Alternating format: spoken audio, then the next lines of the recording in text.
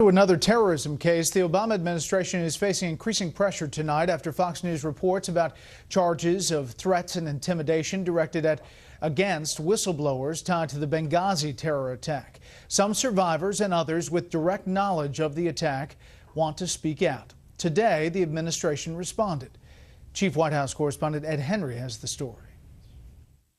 One day after President Obama said he was unaware of any potential whistleblowers wanting to come forward about the attacks in Benghazi, I'm not familiar with it. White House spokesman Jay Carney tried to turn the page on it once and for all. Let's be clear. Benghazi happened a long time ago. We are unaware of any agency blocking an employee who would like to appear before Congress to provide information related to Benghazi. Except in an unfortunate bit of timing, it was only today the FBI released these surveillance photos of 3 individuals who were on the grounds of the U.S. mission in Benghazi when it was attacked, leading to the deaths of 4 Americans.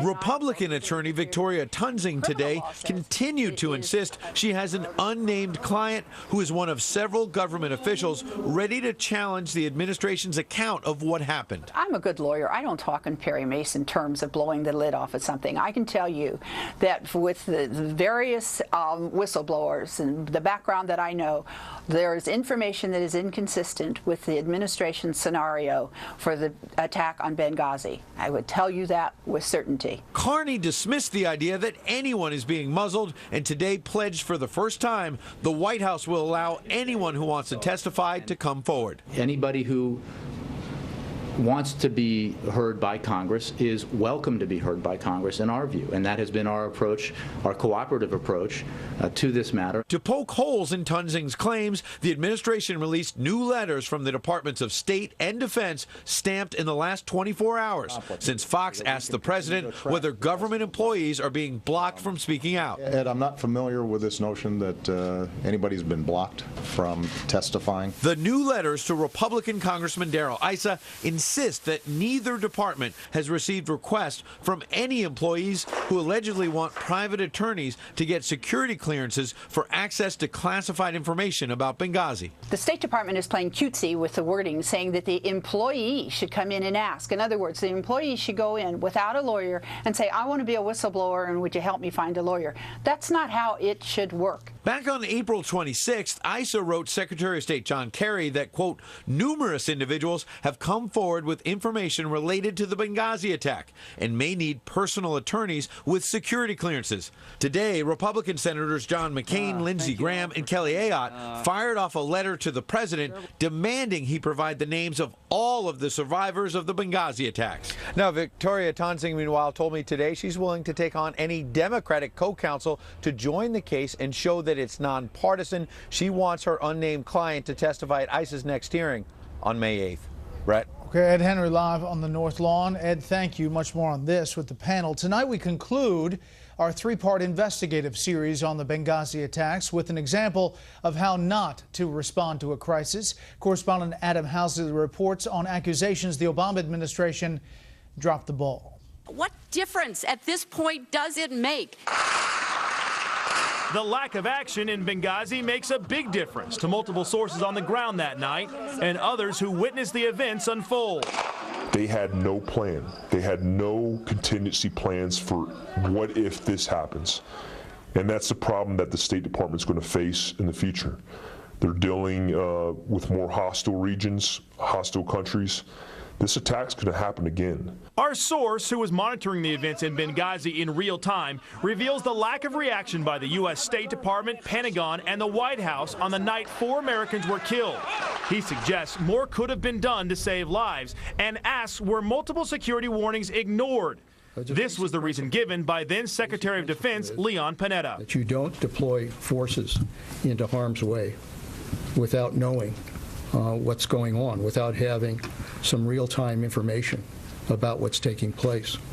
And as a result of not having that kind of information, the commander who was on the ground in that area, General Ham, General Dempsey, and I felt very strongly that we could not put forces at risk in that situation.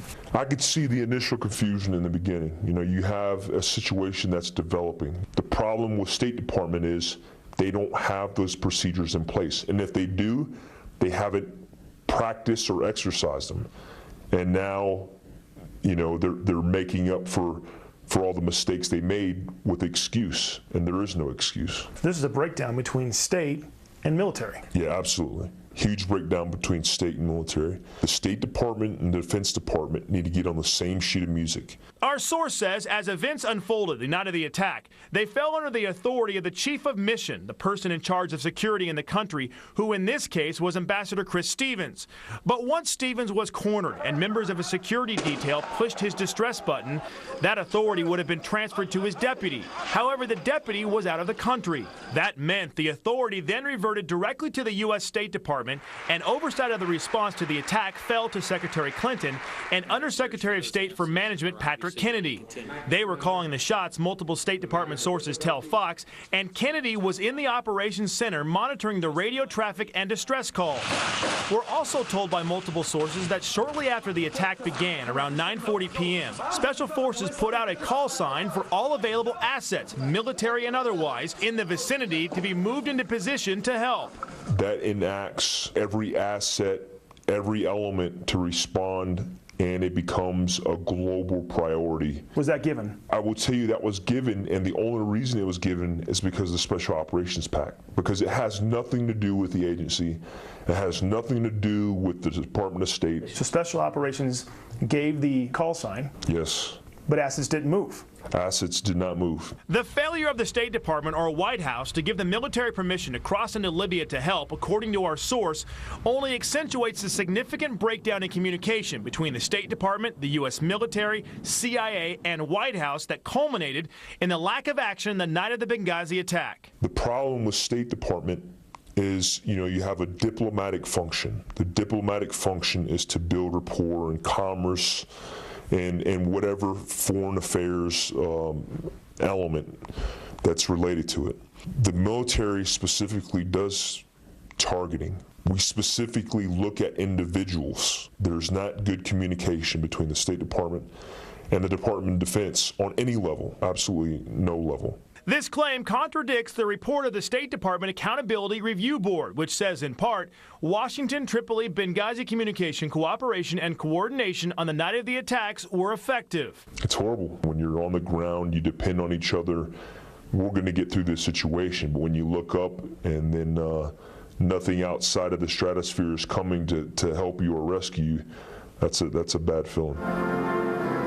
4 American lives were lost that night and 6 others injured. My whole reason for sitting in this seat, if this could get somebody off their butt to poke somebody in the chest to make a decision for my guys to do their job and to finish their job, then I've kind of feel like I've done my work here. Brett, he is the first source again to step in front of a camera and talk about Benghazi with direct connections. It took incredible courage to do so. He says he still feels threatened, even though he gave us no classified information whatsoever. We do continue to talk to other sources that have connections that night. They yet have not decided to step in front of a camera. Brett? Adam, excellent series of reports. And again, we welcome any folks to speak out on this story that we've been covering from the beginning.